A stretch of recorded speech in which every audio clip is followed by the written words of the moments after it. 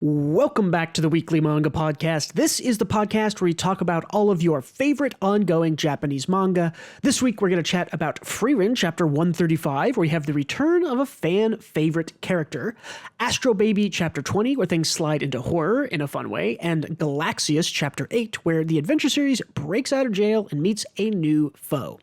All that manga news and more coming right up.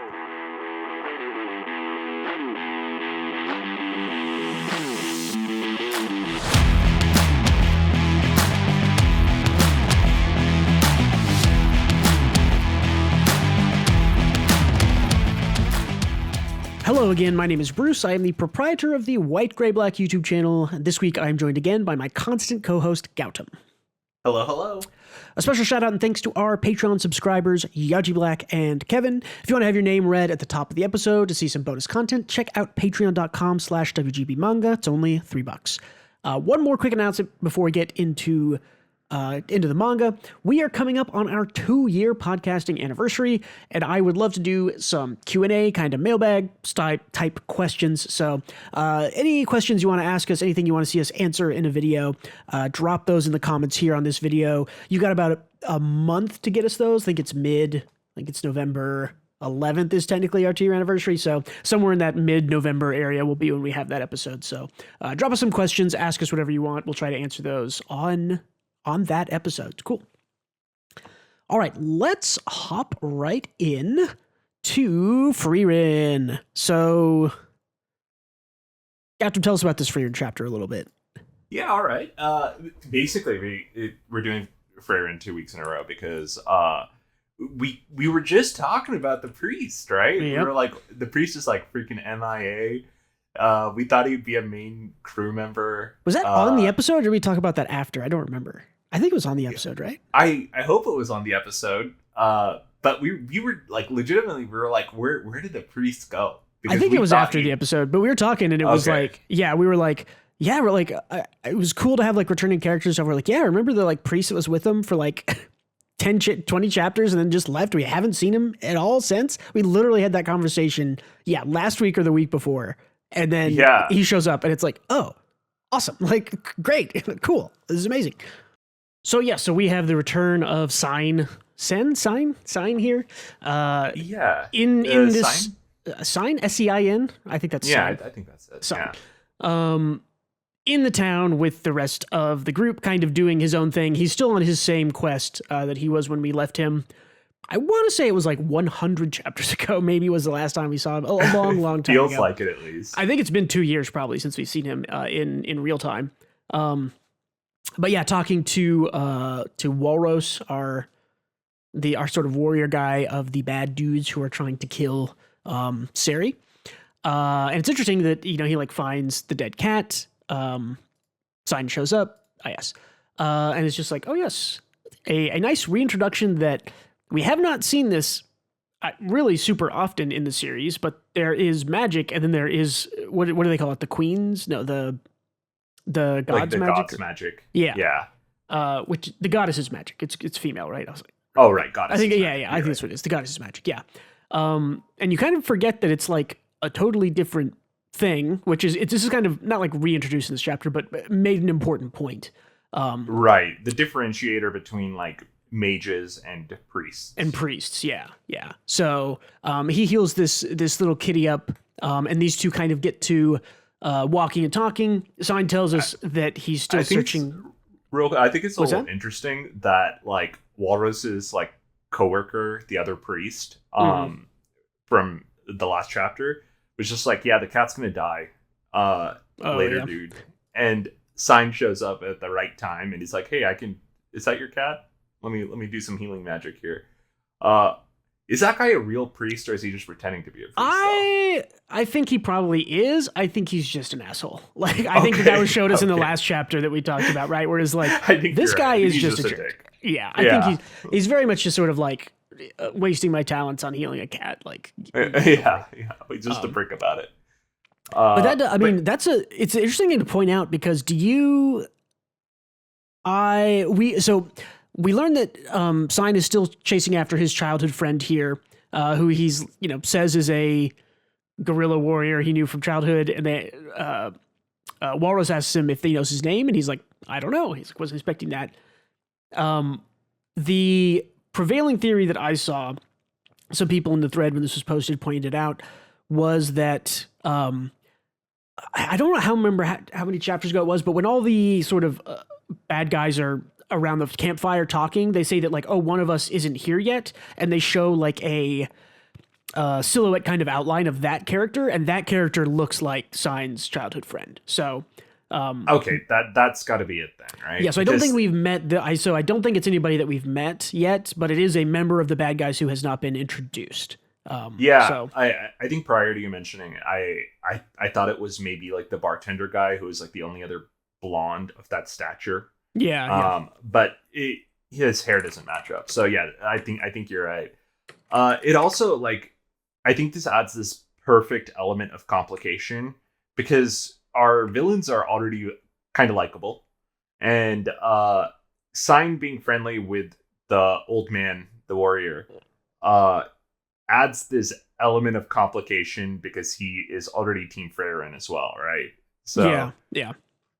And if his best bud is on the assassin side of things, that's just another layer of like complexity, friction, all of that stuff that makes this more tension. Yeah, I mean, for sure. And I think that this is showing us, I mean, it's already, Frieren's done a really good job, in my opinion, through basically every arc of making its bad guys, its adversaries, its antagonists be really compelling and you know, somewhere from to likable to pitiable to you kind of get what they're after most of the time, even if it's like a demon.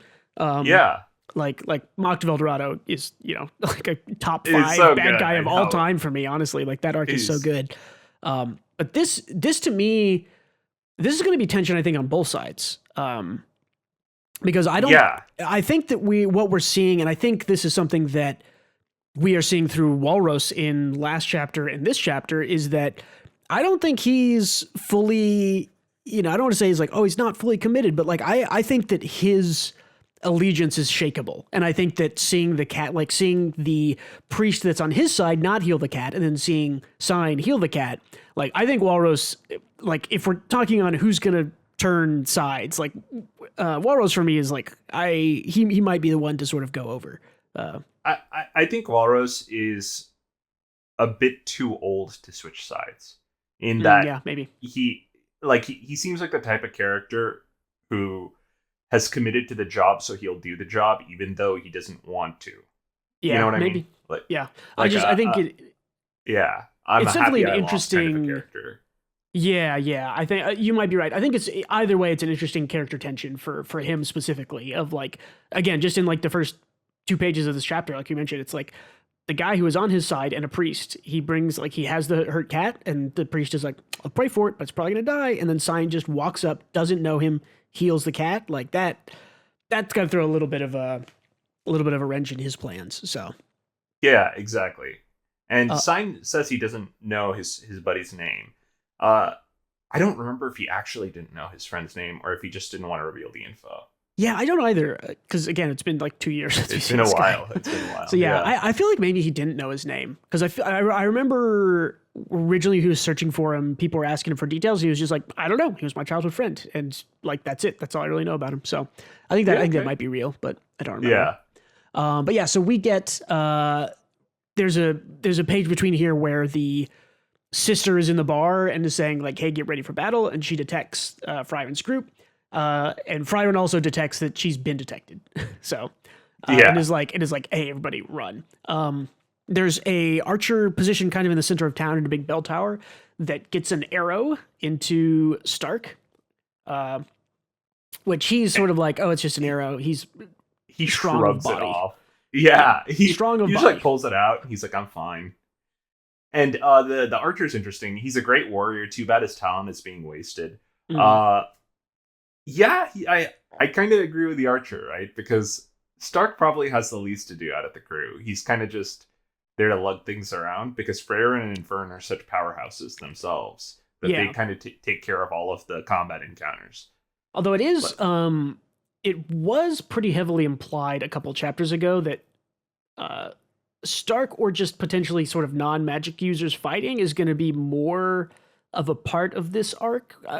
The plan of the bad guys to sort of like kill Sari by getting close enough and just getting one of these mage killers close enough to be able to cut her, like before she can react. Like that's kind of their plan, right? Is like set everything up in a way that we can get someone close enough that can just, you know, cut her head off before she has time to react. Because that's how you can kill a mage, right? They can't cast a spell, they don't win.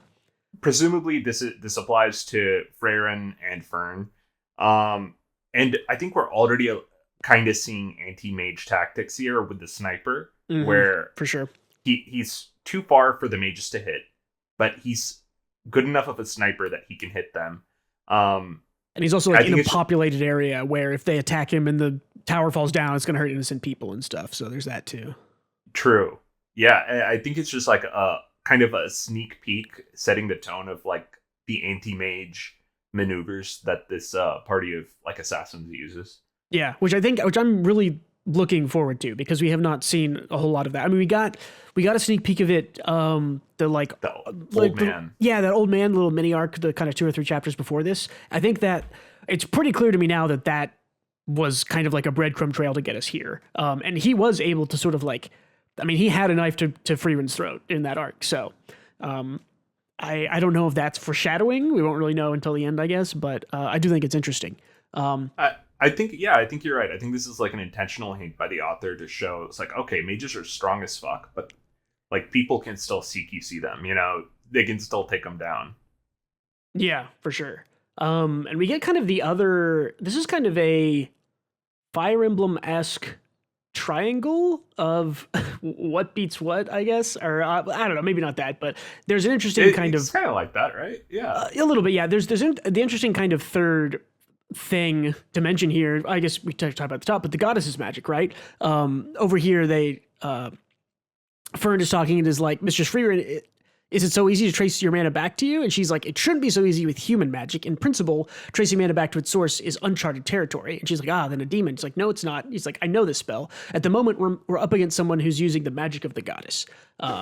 So this, I mean, it's just like, it's elegant the way that this chapter reintroduces us to Sign, throws the sort of goddess's magic as a kind of like power up, I guess you could say, to the bad guys, where it's like, oh, they aren't just trying to go after Sari with knives and, you know, we hope we're fast enough to cut her head off. It's like the goddess's magic can do things that regular magic users can't track or counter, is kind of what's showing us, right? That like these two magic systems can do things that the other one can't. Like if goddess's magic can track Frieren and she can't stop it or track it back, or at least it seems much more difficult to do so, which is cool. It's like, because magic is incredibly strong in this world, so having kind of a counter to magic, although it's still just magic, but a different magic, but that's cool. And I think that this is a really cool chapter for this. Yeah, it's like there's like 2 ways to skin a horse, or whatever the saying is. There are many ways to skin a horse. It's like how nuclear power can power a house, but so can like oil, coal, whatever, you know. It's like just 2 different energy sources that do the same thing. I think it's interesting. It's cool. Hey, in this panel over here on the right, where you see like the hair like glowing, what is Sign seeing here that makes him so I mean, I think it's connected to what happens on the left, right? The goddess's magic is tracking Frieren, and I think this is essentially Sign tracking Frieren too. Like he can track the goddess's magic while Frieren can't, because he is a priest as well. Yes, but also so the mages in this world, they do like mana tracking. They can track each other through like, oh, you have a huge reserve of mana. I can detect where you are because you have mana. My guess is that the goddess's magic is tracking through a different means, and I think this is just Sign like realizing that he detects Frieren's, you know, goddess magic aura or something, and he is familiar and he knows that she's here because he traveled with them for a little bit, right? So yeah, exactly. So I think this is just he knows. Okay, that makes sense. Yeah, because that's like very much Frieren's hair, right? Yeah, for sure it is. I think definitely is. So yeah, it's either what you said, where he's detecting someone using the goddess's magic to track someone, and he follows that to find Frieren, or he just is familiar enough with Frieren's, goddess magical smell, if you want to call it that he kind of knows that she's around. Right, that makes sense. Yeah, I am curious. And then the end of the chapter, Stark, it was a poison arrow. That makes sense. They're assassins, which is like, okay, cool. Yeah, I mean, and I think we forgot to mention last chapter. I think more than the Frieren party, we will see the stay-at-home worker and the edgy girl. Glasses guy and cut girl. Yeah, I can't remember their names, but me neither. But it doesn't matter. They will be, I think, thrown in the fray at some point too, right? They're in the same city. They're in the same city, and I'm trying to remember what their mission. Their mission is to investigate the people who are trying to kill. Right? They're under the employ of the Mages Association or whatever it's called. I think so. Yeah. Mission from Siri. And then they're the two like cops as well. The magic cops that. Magic cops. But it's such a weird. I mean, this is the thing that Frieren does really good. Is that it's like. This is a really complex situation that's going on right now that's like pretty easy to follow. Like this chat, like you don't really confused about who's doing what, but when you really think about it, you're like, okay, the glasses guy and cut girl are employed by the mages, but then got arrested by like another branch of the mage party trying to investigate things that this killer group is doing, and this killer group has attacked Frieren, and Sign is here, and one of Sign's friend that he's looking for is part of the bad guys group. It's like there's a lot going on in this arc. I don't think the cops are associated with the mages. I think the cops are they separate? They're associated with the kingdom. Siri and the mages are like their own independent faction. Okay, yeah, that's right. Yeah, but they are kind of like the cops are not really the bad guy. They're not on the same side as the assassins, I guess, is what you could say. Yeah, exactly. They're on the side of the city. So yeah, and so I mean, this is like shaping up to be probably like the most characters featured in a Frieren arc since the magic test, and even then, I think we're already at more characters than we're in the magic test. So I think it helps that we know a lot of the characters already. Yeah, the only really new characters in this arc are all of the assassins. So the assassins and the cops, yeah, exactly. Yeah, the two kind of main magic cops guys. But yeah, this is, I mean, Frieren has been consistently good, but these larger arcs that Frieren does, I think, are really special. Like we mentioned, the Mock to El Dorado arc, like that. I think the first year we did manga awards, that won our like arc of the year, because that is like an outstanding story. That's a 10 out of 10 arc. In my eyes, it's so good. But yeah, I'm looking forward to seeing where this goes. We just have to bring it back because Sign is back after so long.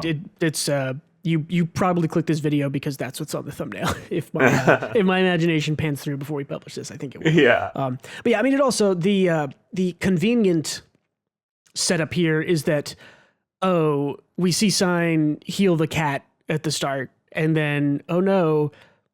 Stark has been poisoned. Who will heal him? Well, Sign is back. So yeah, it's like the opening of the chapter literally showed you like a table that says like poison cleansing potion, and at the very end, it's like, oh no, someone in our party got poisoned. What will we do? It's like, okay, well, you showed me the poison cleansing at the very start, so yeah, I think that's likely how this kind of comes together. I do wonder because I think the big kind of thing that will matter is when do we meet Sign's friend, because if Sign meets up with Frieren first, that's like a completely different story than if he meets up with his friend first and the assassins, and then has to think about how he's related and traveled with Frieren and stuff. So I'm really curious to see. I think he meets Frieren first because he like left the only lead he had to go check this out, right? So I think they meet up here in the next chapter, but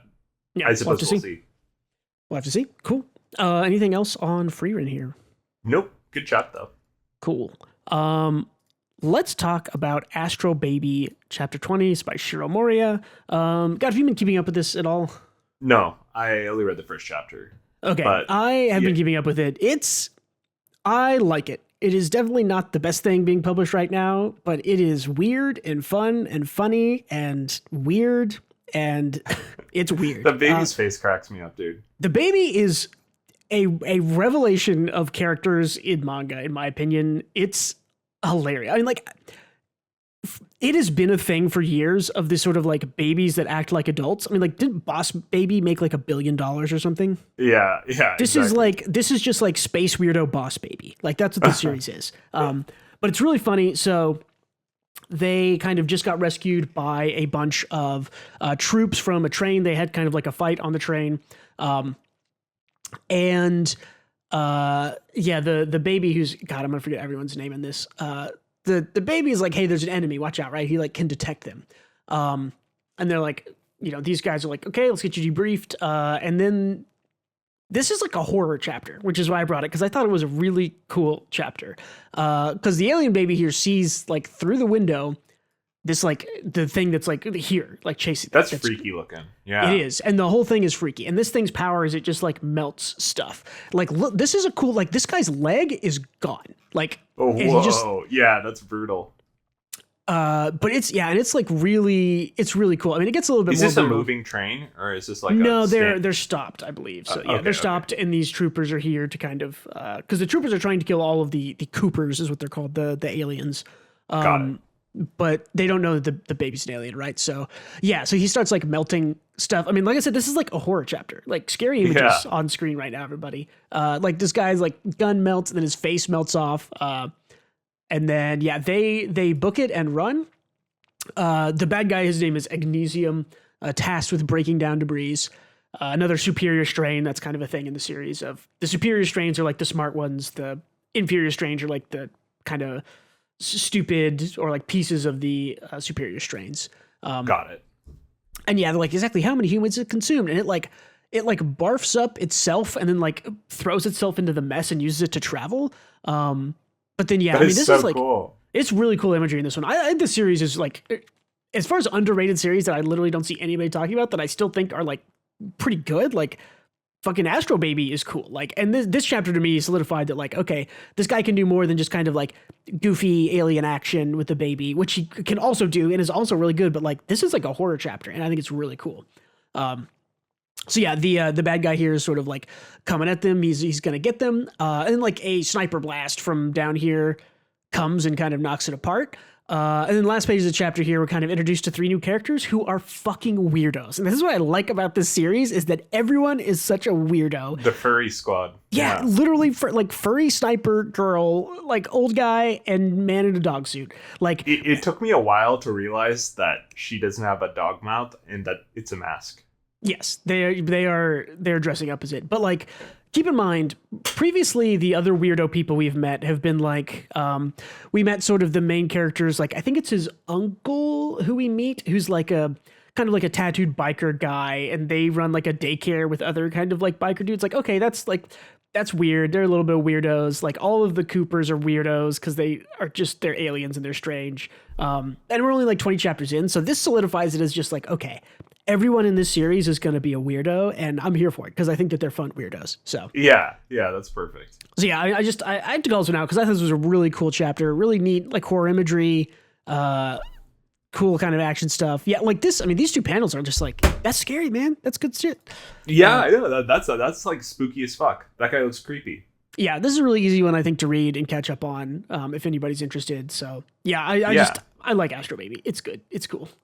Yeah, it's super easy. Hey, I'm glad you kept up with it. It seems fun. Yeah. Cool. And then the last thing I think we're going to talk about here is Galaxias Chapter 8. Did you get to catch up on this, Gautam? Yeah. What a fun ride Galaxias is. It's like, I like it. Yeah.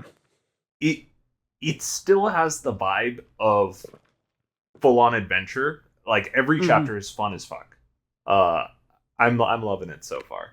Yeah, I like it a lot. We start this chapter 8 here with Geo and Narade in jail. They got captured by this sort of like people of the town who where they're just like, you're not supposed to be here. No one is supposed to be here. They thought they like saw somebody who escaped. I think we saw the chapter before this that we kind of met the 3 like bad dragons, I guess. I shouldn't say bad dragons. Basically the town is being controlled by this like mob. And exactly. Like a dragon mob. Is a dragon who can petrify people. Yeah, and we also met the sort of like guy who can disguise himself as anything. That's the and then in this chapter we're gonna meet the 3rd guy. But again, it's just fun. Like they're just having fun. Like they're like going through her pack and he's like, "What's this?" Like a South Pond moon. It's like a stuffed animal. I can't sleep without it. Like, what's this shabby cloth? It's like, it's my underwear. Put it down. And God, Narrate is also just Narrate is hilarious. He's like, didn't you guys know that jails are places where we put bad guys? It's like, I don't trust you two. Of course we'd lock up shady strangers. Like, he's got a point. Let's give up. He's so funny.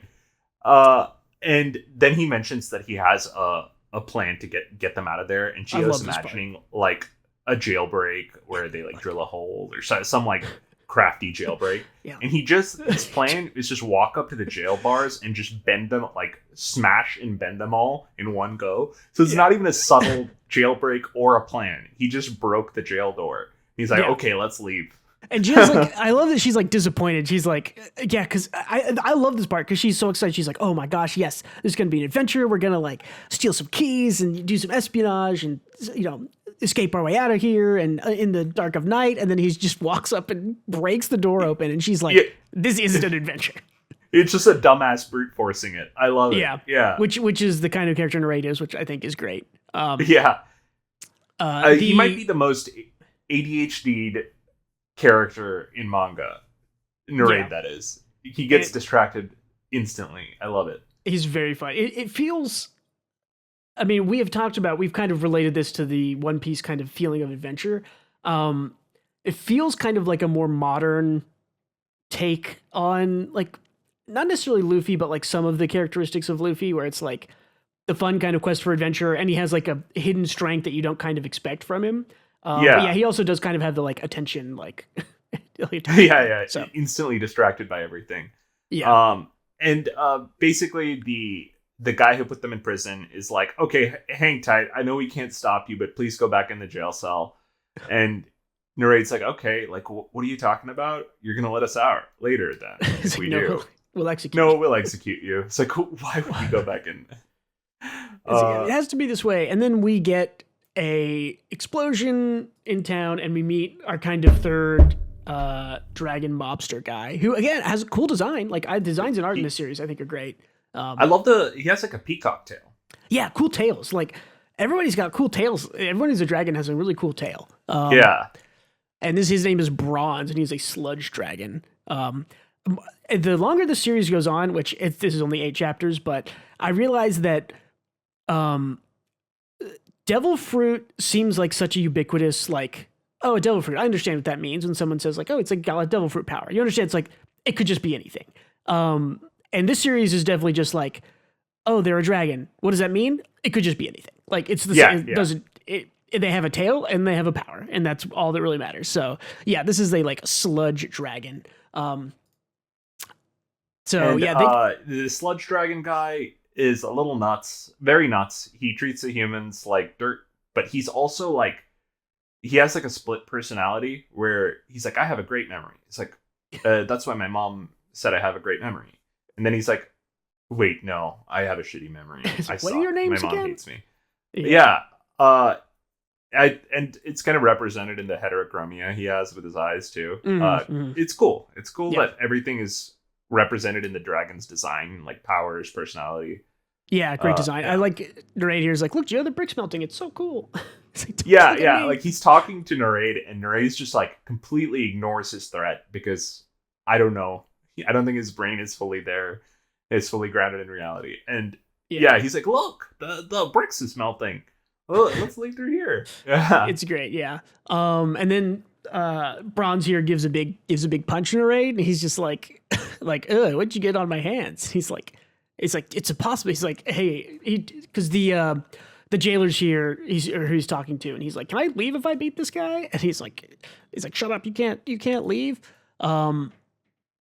And he's like, I can do it. Like I can do it with one hand, and he's still got the This was the cool part to me because this was the badass part. Yeah. Yeah. They're like, oh, he's dragon folk. And he like gets his tail out because I think do we know for sure that the thing about Narrate is that he can like hide his tail and not every dragon person can do that? I don't know. I don't think the other dragon people try because they're proud of it. That might be it. Yeah, maybe everybody can, but he does it more often. But yeah, it's definitely cool that he does that. And yeah, so he's got the sludge on his hand, and this is the cool part because it's like that sludge you're holding doesn't just melt matter. I can detonate it at will. You'll be blown to smithereens. He's like, what? That's strange. It's not detonating. He's like, no, wait, it's detonating, but he's suppressing the explosions with pure grip strength. And then he fucking so badass. rocket punches him with the explosive gel that he like held in his hand. It's like, this is a great page too, man. It looks so good. It's so cool. It's such a badass moment. Yeah. Using the tail, pure fun. Yeah. Using the tail to kind of guide your eye like down into the center of the page and up is like, this is like the layout of this is beautiful. I like this a lot. So, and then we get the last page, which is equally badass, which is just like, I'm Raid, I'm missing my memories, and I'm trying to learn who I really am. He's like, let's get along. That's what they say, right? Which is a Japanese like Hajime Mashita probably is what he said or something. Yeah, it very cool. I love the panel where he's like standing there through the hole he punched the guy through. Yeah. And it's been one fiscal quarter since chapter 1. So did they mention in chapter 1 what Naraid's Drago type is? I don't think they've talked about it. Okay. I think because it's a mystery. Just like Naraid's a mystery. Yeah, because he seemingly can do a lot of stuff, from what I've seen. Yeah. And so, okay, I mean, spoilers, if you Google the word Galaxias, it's like a type of fish. But the thing that says about this fish, if you go to Wikipedia, is like frequently for highly adaptable fish I read that and I was like, oh, highly adaptable. So my guess is his power is some kind of like changeling power, or like he can do a lot of stuff with it. I don't know. That's yeah, but I'm curious. That might be it. I'm not sure though. Yeah, I wonder. I like his smile here, that he kind of gets hyped for a fight. Again, like relating him to Luffy, it's like Luffy is very kind of easygoing and laid back, but then like when it's time for a fight, Luffy to me has this exact same expression on his face a lot of times. Yeah. Where it's that like fun smile, serious, I'm going to beat the shit out of you, like, let's go. So I love that. Yeah, it's been great so far. I think you know what surprised me is that I think every chapter has had legitimate laughs out of me. It's like genuinely funny. It is. I think Geo and Raid are like really fun. They're bouncing off each other, and the other people are also fun. Yeah, I think the series is great so far. I had a kind of unfortunate hiatus where I think it was gone for like a month or like 3 weeks. Prior to this chapter, so or maybe 2 chapters ago. But yeah, I hope it just gets back on track and keeps coming because I think it's great. So there was this chapter because I was catching up on it today, and there was this chapter where like this little kid was talking about how like a dog scared him, and narrator's like, I get you, man. I was taking a dump one time and the dog bit me on the ass. And the little kid's like, please don't lump me in with whatever you have going on right now. Dude, it's great. Yeah, I like the series a lot. I really hope I keep it going. We'll have to see. I think volume 1, I want to say, came out maybe last week or maybe a week before. Pretty recent, so hope we'll see how the sales are, and hopefully it stays up there. So yeah, I hope so. It's so good. Yeah, really great. Anything else on Galaxias here, Gautam? No, it's a great time. Yeah, if you're not reading it, you should. Really like the series. One of the best new shonen in a long, long time, in my opinion. Agreed. Cool. There is some news to go through just a little bit today. The Deadpool Samurai authors that is Sanshiro Kasuma and Hikaru Usagi have been indefinitely suspended due to multiple circumstances as of chapter 20. That is a Shonen Jump Plus series. The authors mentioned... What? The authors, hold on. The authors mentioned they can't go into details and are, quote, looking for new jobs. If this is real, and I think that's a big if with these two, it could be because the last color page that they did was a tribute, I guess you could say. It is essentially the exact same as the Quintessential Quintuplets cover, I think, where there's kind of like 5 girls laying in kind of a circle. This had like 5 Deadpools laying in a circle. the author, so Negi responded to that picture that the Deadpool Samurai author had with kind of like some eyes. So everyone is assuming that if this is real, it has something to do with Japanese copyright law. They're a lot stricter on kind of free use design and character stuff there. In America, that would be considered straight across the board free use. There would be no issues in American courts with doing a cover like that. In Japanese courts, it is different. I don't know how it's different exactly, but that could be a thing. I doubt. I think this is a troll. I think this is them trolling. Because I don't think if someone's like, hey, take that cover down, fire those artists, or we're going to hit you with a lawsuit. I don't think you as an artist publish, we're looking for new jobs immediately. Like that seems insane to me that you would publish that. No way. That's crazy. I think they're trolling. We'll have to see, I guess, in a couple days, but I think this is a joke to me. Like, I think this is what they do also, right? Like the whole lead up to the re-reveal in chapter 17 or 18 or whatever it was of them coming back with this series, no one spoke a word of it. And it was new series by these two authors, completely different thing. Nope, just kidding. It's Deadpool Samurai. So I think this is a publicity stunt. I don't know about you. Probably, because there's so many checks and balances in the jump process that I don't think these two would lose their jobs. More so, it's not their fault in completion. And you would think it would just be like, hey, take that down. You can't use that picture. Maybe pay me my dues or whatever. It's not going to be like fire those guys immediately. They can't do that.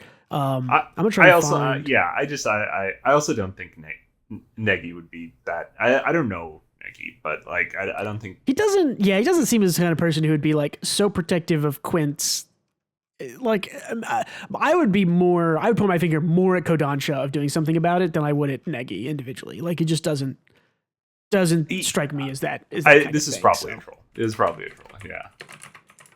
It's a weird one though, because you're talking about your thing being suspended. It's just like maybe people will stop reading if they think it's suspended. Yeah. So here's the sort of like side by side comparison of like what Deadpool Samurai drew, and it's just a color page. Like it's not even like this. I think is volume 1 of Quince, but this is just a color page. Like it isn't even like they copied the cover. So yeah, I don't know. That I thought that was funny. Those are the news. I think this is a gag to get publicity. So we'll see. All right, more news. The latest chapter of Hunter x Hunter is out, and it has 10,000 words in it. Hell yeah, brother. That is, someone did like a thing, and they're like, "This is about as much as like half of a light novel." How would we know about Beyond Netero's ambitions if we didn't have 10,000 words? That's insane. So an average novel, I think, is like, or maybe it's like a novelette, is like 50,000 words. This is like a fifth of a book in one chapter of manga. This is like every Hunter x Hunter chapter, because Togashi knows that he has to relate his story with minimal panels. So this is what we get. We get novel x novel. I laugh and I am sad. I really wish he would just find somebody to draw the manga for him. I think everyone would be happier if he did. Everyone. He wouldn't have to draw. He could just write 10,000 words and it could be however many chapters.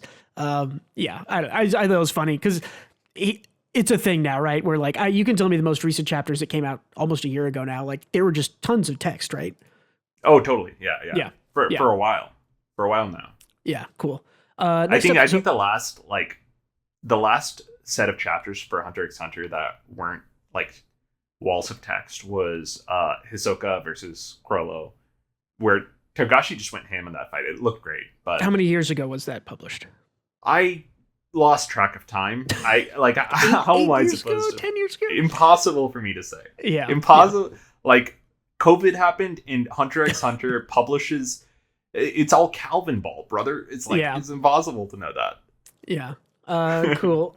Next up, Oshino Ko by Akasaka and Mengo Yokuyari officially confirmed to be ending in 4 chapters. Final manga chapter will be published on November 14th, so about a month. We have a month of chapters left in Oshino Ko. We talked about that a couple weeks ago, fairly recently, I would say. We'll come back around to it.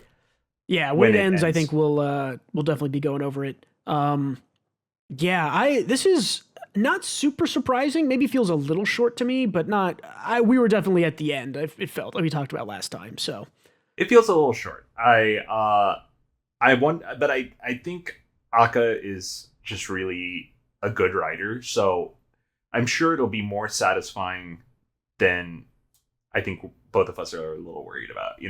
Yeah. Well, and I mean, there's like, I think the thing that a lot of people are worried about, and maybe this is me and you, I don't know, we can speak on it, but the thing that I think people really wanted or do want from the series is that after all of this drama and dad and murder and whatever stuff is over, I think it would be really satisfying to see a like skip forward of how are all these, high school kids doing in a couple of years? Are they okay? I guess they're maybe out in college now. I don't remember how old everybody is. Yeah.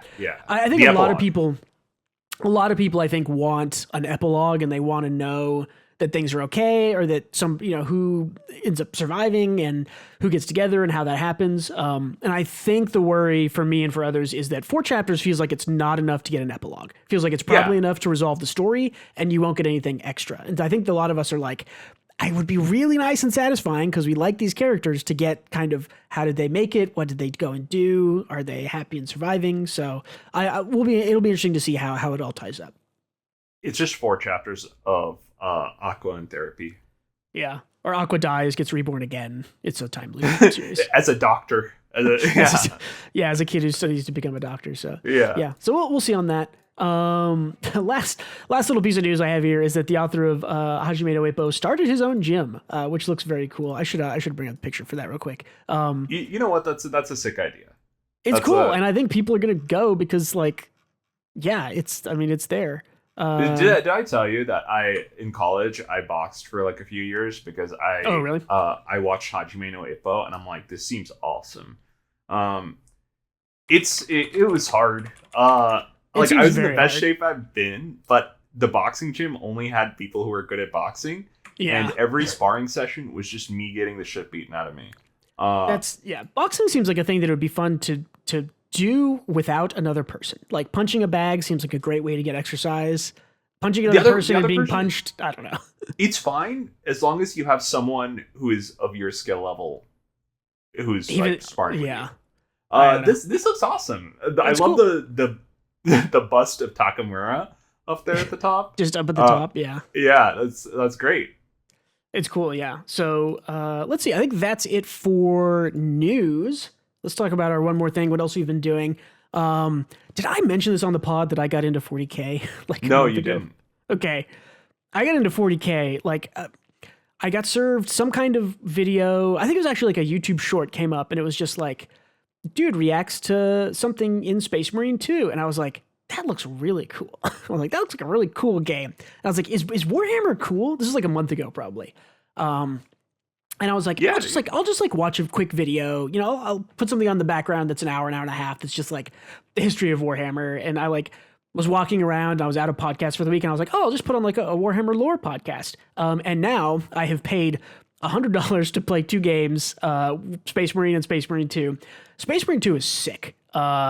This is a cool game. Warhammer is cool. I am in my Warhammer phase now, so get ready. Yeah. It's cool though. I don't know. It's like dark military, religious. Humans are awesome. Space Marines are cool. I will say the opening. We were talking about the openings in games before we started recording.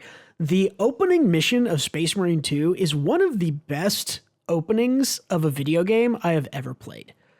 I am trying to think of other video games that have as cool an opening as Space Marine 2 does, and it's like, I don't know. I don't know. It's very, very cool. Yeah. Okay. So I'm not a Warhammer guy, but everyone loves it. Of course. I think when men hit their 30s, they get into Warhammer. You get into Warhammer. Yeah. I was a little late, but I'm there. Yeah. And I played Space Marine 1 because... oh, really? Okay. Yeah. Yeah. Total Biscuit loved that game. It was back okay. In the day. Trying to play it in 2024, the year of our Lord, was a little rough. But I could tell. I was like, if I had played this in 2011, it would have been a cool, great game. Yeah. I remember it being completely smooth to play and fun and gory. But I imagine it's a little dated in modern times. Yeah, this is the Space Marine 2 is the updated version of it. Because I did not finish playing Space Marine 1, but I played like 4 hours of it, and then I was like, okay, I don't think I can struggle through 6 more hours of this. It's just a little rough for the modern age. So I watched a video on how it ends, and I was like, oh, cool. Space Marine 2 plays really great. Like, and you're doing like Doom executions in third person, depending on the different weapon you have, like the melee. It has this cool thing where if you dodge an attack from like a bigger guy, you can like time will slow down and you can press the like shoot button, like you can left click, and you will like go into this slow-mo thing and aim at them and shoot them. And if they'll get put into like an execute state when you do enough damage to them, right? Where you like walk up to them, press E, you like do the, rip their head off, stab them, whatever. If you dodge them and do the like slow motion shoot, if that puts them in the execute state and you keep clicking, you do this like double slow-mo shoot that like shoots and then executes them with your pistol. It's so sick. The executions are cool. The combat is awesome. The design and everything Warhammer is so cool. Like, it's just, I don't know. There's tons of things that are kind of like it, but there's like nothing quite like it. It's really cool. Yeah. I think it's the benefit of having this like long established world. Yeah, like 30, 40 years of writing, and there's like so many books. Like, yeah, the podcast I was listening to talking about the lore, it started out and it was like kind of very like, oh yeah, just going over brief lore, and they got into stuff and they were like, okay, in this book, blah blah blah blah blah, and in this book, blah blah, and I was like, wow, there's a lot of books. And some of them are good, some of them are bad, but yeah, I don't know. This game is cool. This game is sick. I'm gonna try to beat it tonight or this weekend, so that I can hopefully play your One More Thing.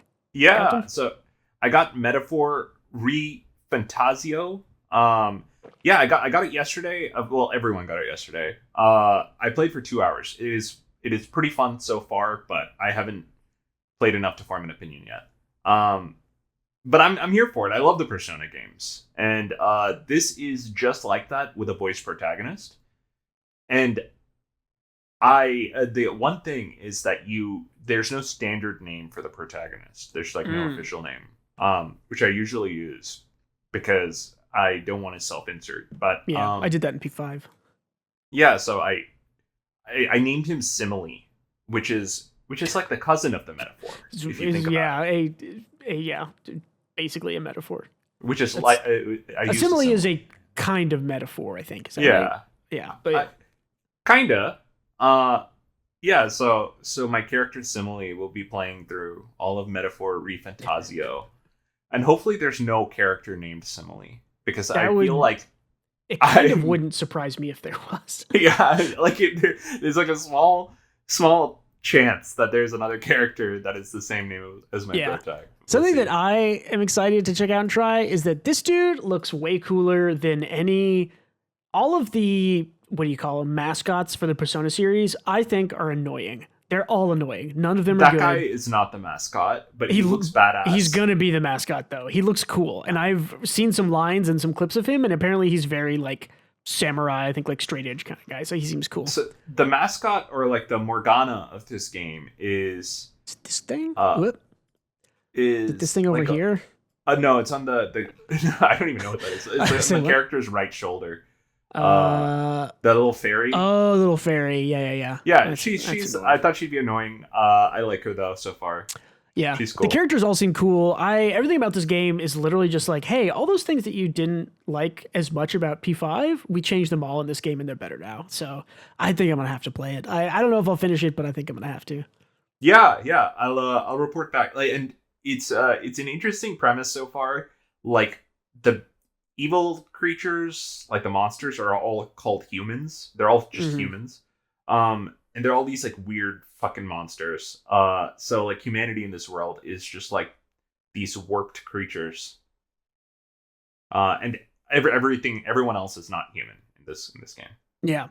I've read, like, been listening to a lot of reviews and stuff coming out this week about it. I've heard that it is very political in a kind of direct and smart way for most of the things I've heard. So I'm kind of excited for that too. Because if there's something else that I didn't really enjoy about P5 was that it's kind of like, what is it trying to say? Like, it's kind of just saying, like, don't be a bad person and like correcting people for being a bad person. This one seems like it's making much more of a statement of like, don't oppress people, don't be racist, stuff like that. So I'm kind of excited for them to do more of a, in my opinion, more of a, how do I say it? aggressive like story. More of a statement. Yeah. Yeah, P5, just making P5 was saying that something. People should be stealing more. That's what P5 was. Yeah, exactly. Like, I dig it. Leave creepy notes for people when you know their secrets, and then out them afterwards. Yeah, exactly. Well, cool. Anything else? Anything else we got going on? Nah.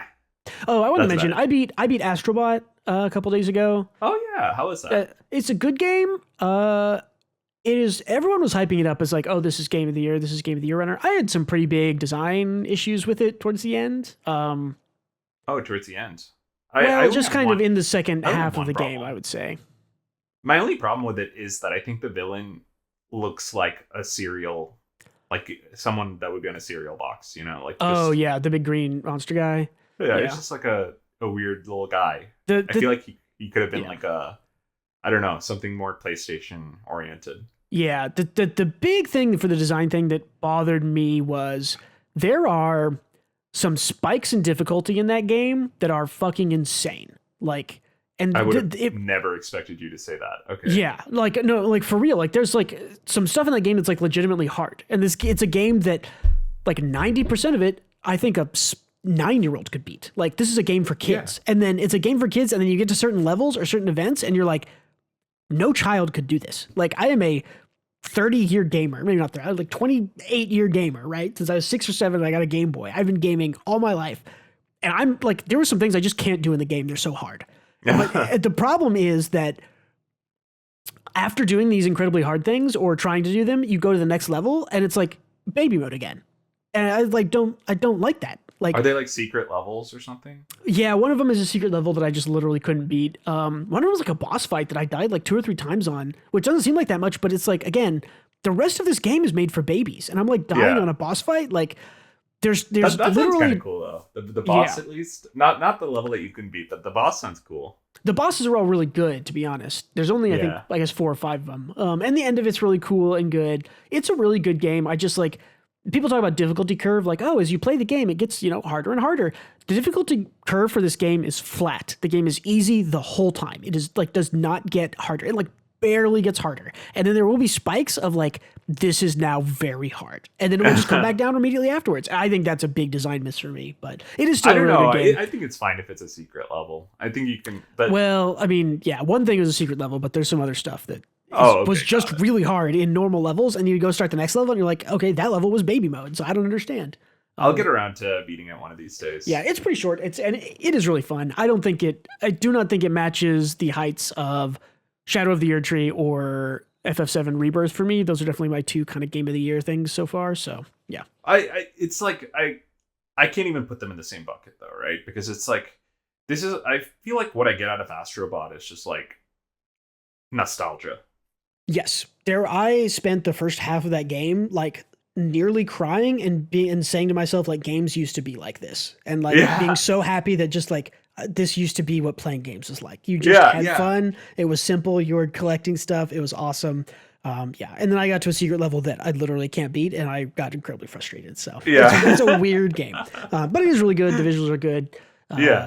Cool. Let's get out of here. Hey, thanks again, everyone, for listening or watching. Don't forget to leave us feedback, comments, upvote, thumbs up, all that jazz. Check out Twitter and Patreon, linked in the description. Thank you for being with us yet again this week. Goodbye. And don't forget to read more manga.